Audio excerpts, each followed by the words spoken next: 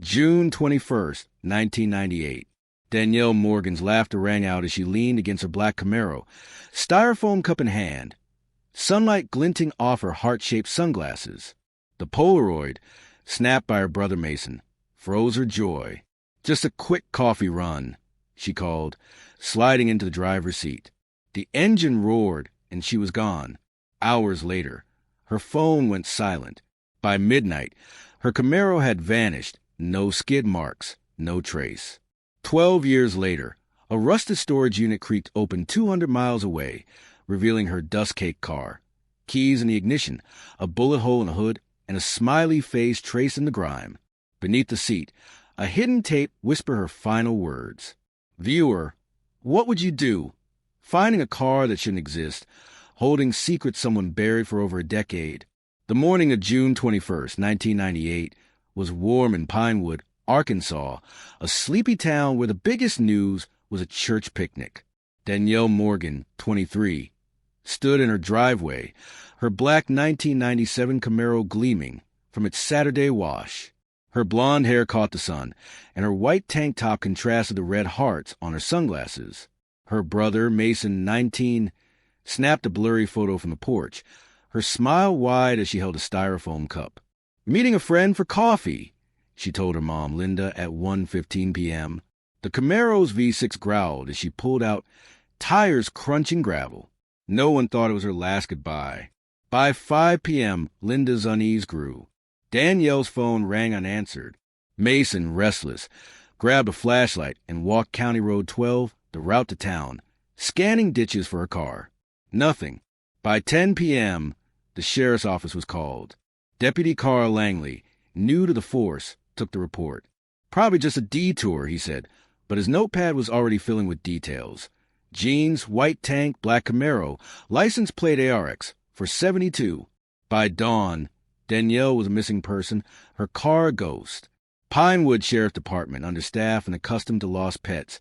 Not people, scrambled. No wreckage, no skid marks, no wall in the ditch. Danielle's friend, Clay Harold, 27, was questioned first.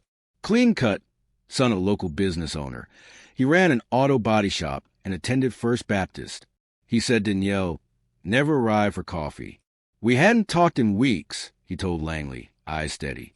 They dated until March, a messy breakup, but he called it amicable. "She stopped calling me," he said, voice soft. He joined the search, organized a vigil, even cried on local news, clutching a photo of Danielle. "She was the kindest girl," he said, voice breaking. The search stretched weeks. Volunteers combed fields, divers checked the little river, and helicopters buzzed the pines. Mason drove every back road, eyes burning, looking for black paint or tire tracks. Danielle's Camaro, her pride, was spotless, leather seats vacuumed, chrome rims polished. She'd never abandoned it. Yet no trace surfaced. The trail registered at the county line showed no Camaro passing tolls. Her bank cards lay untouched in her room. Her journal, found by Mason, mentioned Clay. "He's hiding something, but I can't prove it yet." The words chilled Linda, but police dismissed them. Young people argue. Langley said, "Viewer, what would you think when a girl's last words point to the man who claims to grieve her?" Clay's alibi held. Phone records showed no calls between them since May. His shop employees vouched he was working that Sunday. By August, the case cooled. Pinewood whispered theories. Runaway, accident, foul play. Mason rejected them all. Danielle loved her family, her photography, her car. She'd been saving for a trip to New Orleans. Her Polaroids pinned to her wall. Sunsets, stray dogs, her Camaro at dusk. She wasn't running. Mason kept her photo in his wallet, its edges curling, and drove to every junkyard within 50 miles, chasing Camaros, each dead and carved deeper into his resolve. By 2000, Danielle's name faded from headlines to flyers stapled to telephone poles. Clay moved on, buying rental properties, including a storage lot in Benton County. He sold it in 2004 quietly to Black Ridge Partners, LLC, a shell company with a P.O. box. Linda aged overnight, her hope pinned to Mason searches. He quit college, took a mechanic job, and spent nights poring over police reports. She didn't vanish, he told Linda, voice raw. Someone made her disappear. The sheriff's office stopped calling back. Viewer, could you keep searching when everyone else has given up? In May 2010, Vince Ramirez, a contractor in Benton County, bid $112.60 at a tax auction for a foreclosed storage unit. Expecting junk, tires, maybe a couch, he pried open Unit 19. Behind tarps and moldy boxes sat a black 1997 Camaro, dust-thick, keys in the ignition, padlocked from outside. A bullet hole pierced the hood, clean and precise, with a smiley face traced in the dust beside it. Vince called the police. The VIN matched Danielle's car. Mason, now 31, drove 200 miles to see it, his heart pounding. That's hers, he whispered, staring at the photo. The car was pristine, save the bullet hole, but the dust wasn't 12 years thick, 3, maybe 4. Someone had moved it, cleaned it, hidden it long after the search ended. Police processed the car.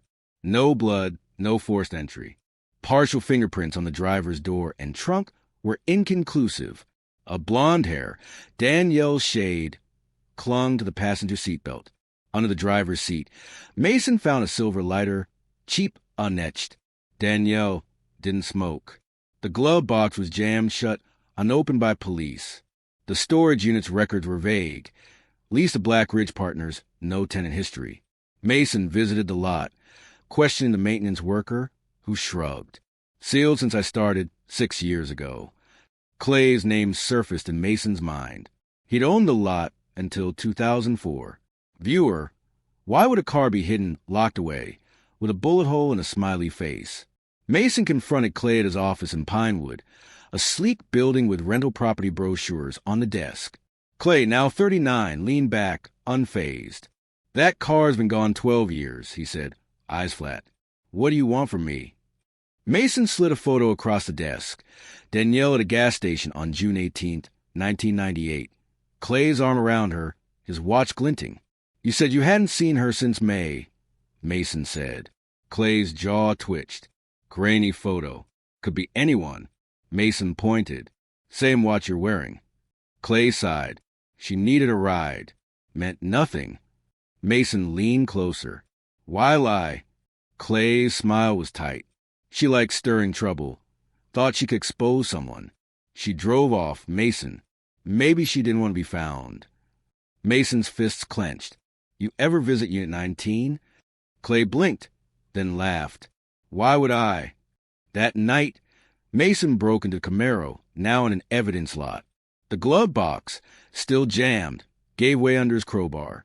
Inside, a cassette tape, a gas station receipt dated June 21st, 1998, 1:42 p.m., and a folded note in plastic.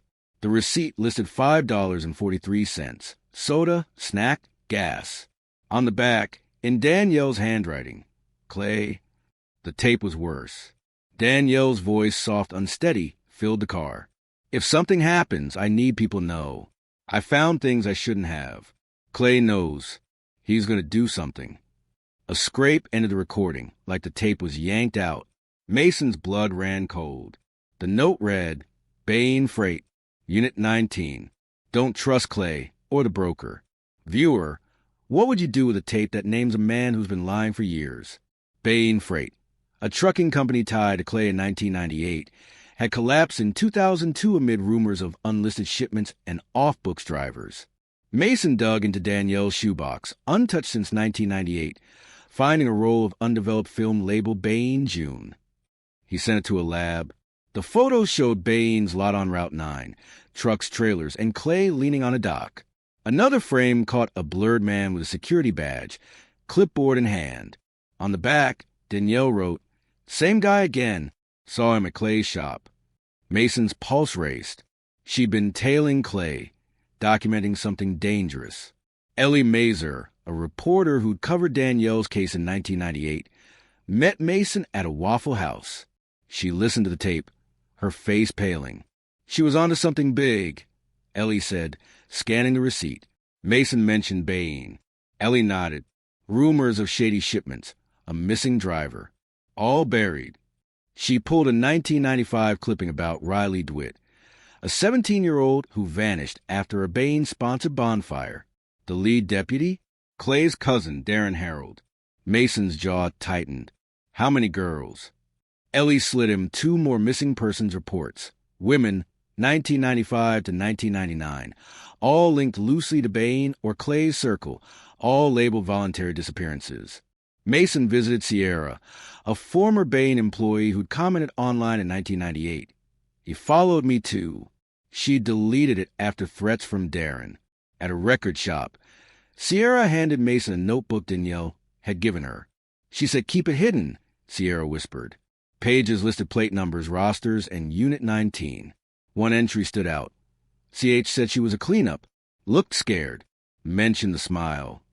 Mason froze, picturing the smiley face on the Camaro's hood. Someone had drawn it and kept redrawing it. Viewer, what does a smiley face mean when it's traced next to a bullet hole? Mason returned to the storage lot at night. The tarp over Camaro had shifted, the driver's door ajar. On the windshield, beside the smiley face, 2 words were scrawled. Stay out. His heart pounded. Someone was watching. He called Ellie, who received an anonymous email with a video, a woman's voice whispering. He makes them use different names. Said she was too nosy. The frame showed Clay's head, then a man's voice. No photos. Get her in the car. Mason recognized Clay's tone. The video cut to static. Ellie's voice shook. They knew what to take when they broke into my place. Her apartment had been ransacked. Only Danielle's ledger and rental slip stolen. Mason drove to Clay's old body shop, now shuttered. In a burned-out shed, he found a dented file cabinet.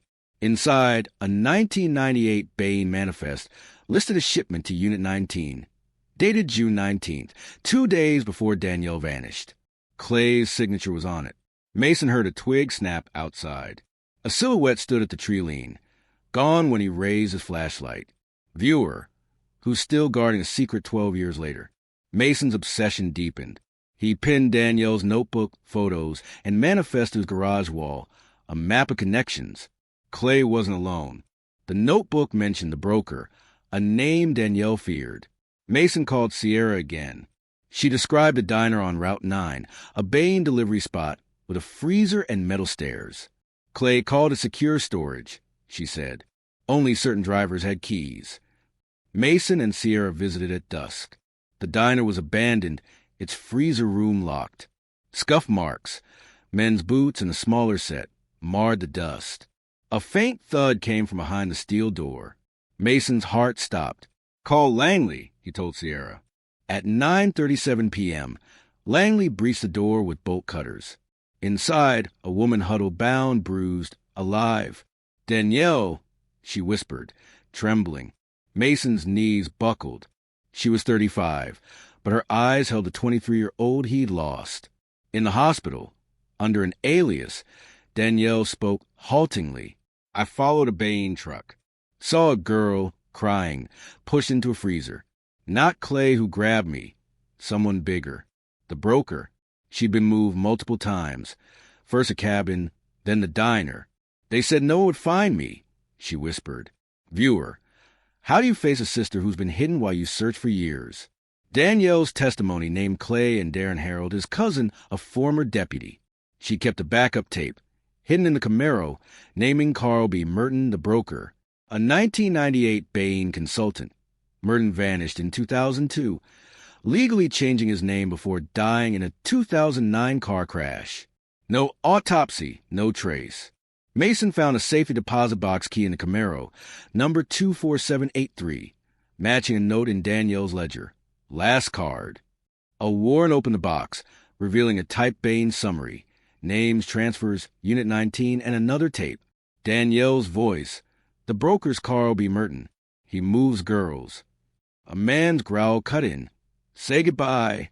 State police raided Darren's compound, a fenced training retreat.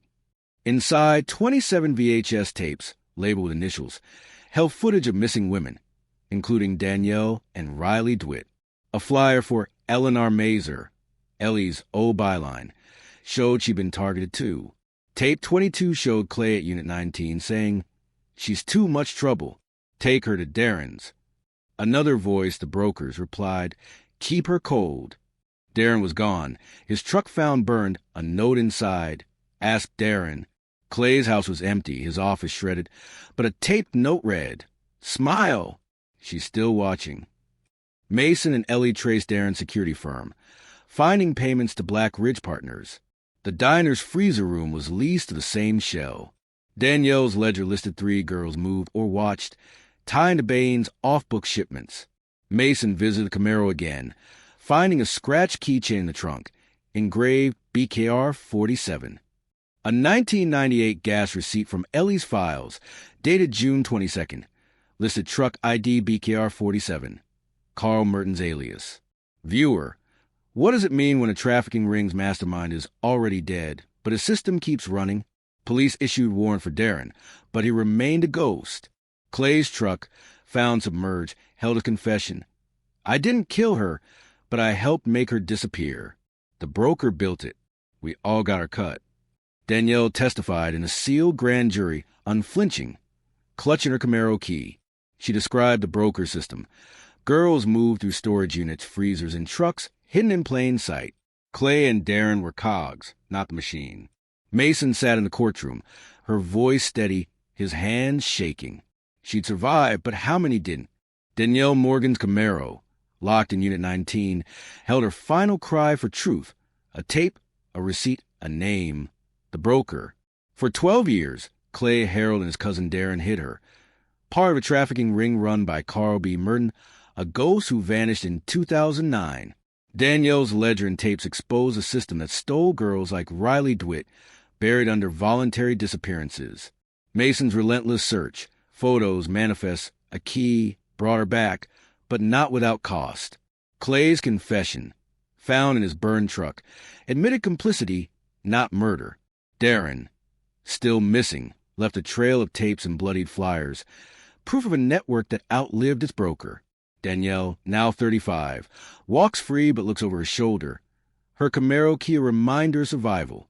The car sits in evidence, its smiley face gone, but Mason sees in the glass under certain light, a taunt from a system still lurking. Pinewood's quiet streets hide a rot that Mason and Ellie expose, but the broker's shadow lingers.